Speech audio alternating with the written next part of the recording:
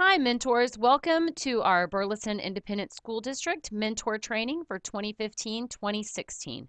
In thinking through the programs that we use here, we've decided that it would be best to send this to you, then you'll have it to review in the future.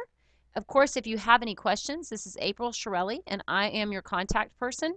You can get in touch with me at 1025 or speak to my secretary, Letitia Torres, for anything you need. So let's start by reviewing the mentor training and what it is we're looking at. Our program overview. You will be receiving from us, you'll get it in interoffice mail starting tomorrow because we'll put it out today. You'll receive paper copies of everything I'm going to show you today. So you'll have that to reference, but this will also be available at the same time. The first thing you will be receiving is a sheet called Program Overview. It really explains what the mentoring program is about.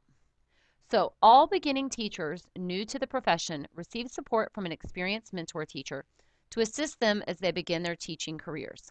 Now, there may be other teachers that the principals decided need a mentor to, but really our focus here is people new to the profession. BISD mentoring program combines a campus-based mentor as well as the district level mentoring, which is through our Heart Academy. Your mentees had their first Heart Academy meeting yesterday. And the reason we do this is to reduce attrition and enhance student achievement. We know that it's estimated that over 32% of Texas new teachers hired will leave in the profession within 5 years. That's a real concern to us. So we want to make sure that we're providing them the support that they need. This mentoring begins now. It really should have begun in new teacher training in August, but if it hasn't happened yet, that's okay, but we want to begin it now, and it will continue through May. Also know that you have been here because your principal has assigned you to a new teacher. It is your job to provide sustained campus support to these beginning teachers. We will continue to provide Heart Academy through the year, but know that we are really looking at you as our boots on the ground coordinator. So the mentor qualifications are that you have to hold a current Texas teaching license, serve in a classroom teaching assignment. We needed you to have been doing this for a minimum of 3 years and the last 2 in Burleson ISD, and to receive a recommendation from the campus principal. We want to make sure that you know that we expect you to have good communication and that you are proficient in curriculum instruction, instructional presentation, classroom management, student assessment, and in interpersonal skills. Now, part of the requirements for this are that you attend district and campus training for mentoring. That is being done right now by you watching this training piece. We also ask that you meet with the mentee on a regular basis to identify their needs, celebrate their strengths, and collaborate on planning, discussing lessons, etc., classroom management, anything that they really need help on. Now, let me tell you a little bit about this. From this point on, we need you to meet at least weekly it said for the first 6 weeks. You may not have been doing that. So from this point on, at least twice a month for the fall semester, and then monthly during the spring semester. If you see you have a mentee, let's say, who really needs that additional support, it is okay for you to up the ante. For example, I have a new mentee. Man, I really didn't get a chance to talk to him at least once a week for the first 6 weeks. Now you're going to do once a week for the next 6 weeks. That's okay. But these requirements that you're looking at right now are absolutely the threshold of what you can do. This is, you have to at least do this. We also need you to model a lesson for your mentee to observe. That can happen during your mentee's conference time, would be a great time. You'll work that out with them. And we also need you to observe the mentee and provide feedback. That can also happen during your conference time. You can go over there and watch them. There is required paperwork that has to be filled out, and we need you to provide feedback to the campus principal on an as-needed basis. Your compensation is that mentors receive $100 for each mentee on their June paycheck, provided all paperwork is completed. If we do not have paperwork complete, we do not put that money in. It's just a requirement for what we're asking you to do. So please make sure you get that in. We want to pay all of you because we really appreciate what you're doing.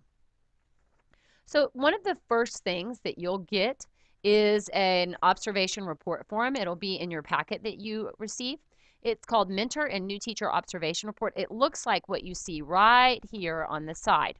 And you'll see there's a spot here for a mentor name, school, new teacher name, date. We ask you before you go in to observe them, ask them questions. Take notes on this sheet. What objectives did you intend for students to learn in this lesson? What will students understand and be able to do as a result of your lesson? Identify the TEKS. Then you'll write down your classroom visit notes, and at the end, you'll discuss the post-conference meeting you had as you reflect upon the lesson. These must be completed and turned in to me by November 13th, 2015, and I am April Chiarelli. I like to tell people to remember that. It's Chiarelli. Think of it like a chia pet. I don't know anyone else in the district whose name is spelled like that. So if you go with Chia, you'll always find me. In addition to that, there's also a mentor partnership agreement. You'll need to sit down and talk to them and say, hey, meet regularly. We agree to meet or have just contact by email at least weekly during the fall semester and monthly during the spring semester. Other regular meetings might include, and you all talk about that, but that means at least once a week from here on out until we come back in January. Visit with them. Just send them an email. It can be a supportive email. It can be a, hey, how's it going? It doesn't have to be anything formalized, but we really want to make sure that they know that we're on their side and that you're available. This really speaks of availability to them. We also will want you to talk about opportunities for professional growth and how you're going to commit to partner to them. Are you planning instruction together? Are you talking to them in PLCs? Do you attend trainings together? Are you thought of a book study? What is it that you two can do together to kind of help your learning? You also agree to maintain confidentiality. That's really important. It is key. You're going to be talking to people who might be struggling, might be having a situation, and it is not fair for them if we turn around and say to a teammate, hey, no, she's really not cutting it. Don't know how she's going to do. We want to not do that. I know that you all were chosen because of who you are. So make sure that you just continue that. What you'll find a lot of times is it's not y'all telling that confidentiality. You might have friends who stop you and say things like, hey, how's so-and-so doing over there? I got a friend in that class. And that's where you say, you know what, we work together. It's great, but I'm working with her on confidential things. That's how our relationship is. I'm A-okay with you saying that. Also provide regular feedback and evaluate their progress. It's important that as you talk through, you ask your person over and over again, what do you need from me? How's this process working for you? What can I do? All that's going to be key to really helping them stay here in Burleson and stay part of the process. These are mentor reflections. They're due by Friday, May 20th. And this is when you ask, we just want you to write down for us, what strengths did you observe in your mentee? What still challenges your mentee? And how can the district provide the support your mentee still needs? This is given to the learning department, and we take this together to talk about how we can support these teachers in the future. So you'll see this form. This will be turned in. In addition to that, you'll record your information throughout the year on a log. So you'll have a fall and spring semester log, but this is typically what it looks like. Yeah, as you can see, there's a date, minutes spent, code of activity. Did you observe? Did you conference? Did you plan? Did you co-teach? Just a way for us to try to figure out what was going on. The fall one is due by December 17th, 2015, and the spring one is due by May 6th, 2016. Please make sure you get those in. Like we said, we want to pay you, so it's important that we get those.